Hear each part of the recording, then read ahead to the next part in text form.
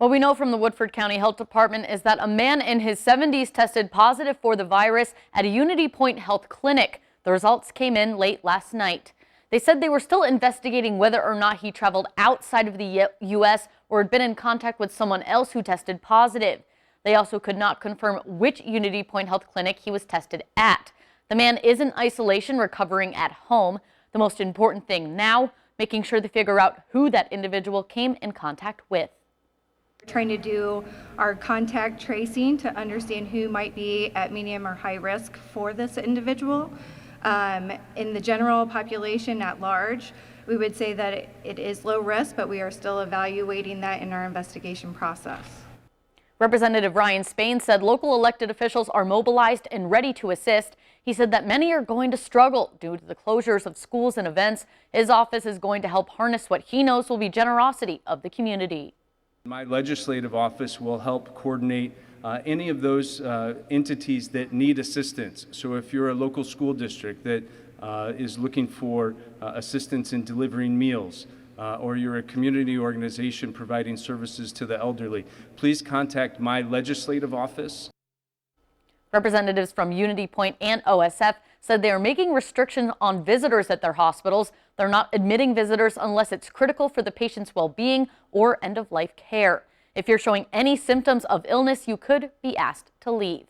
Everyone who spoke today said they're not surprised by this case, Lauren, saying that this was only a matter of if, but when. Now the most important thing people can do is social distancing and hand washing to protect our at-risk populations.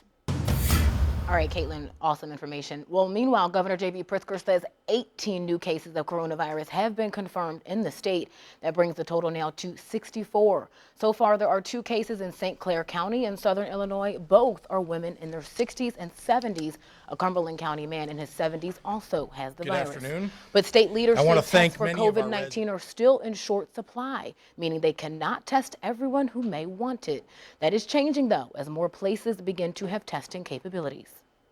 We are starting to see laboratory results from commercial labs, which means we could see a dramatic increase in the number of positives over the coming days and weeks. And yesterday, Governor J.B. Pritzker announced that schools in Illinois would be closing starting this Tuesday. Residents are being urged to stay away from large gatherings and engage in social distancing.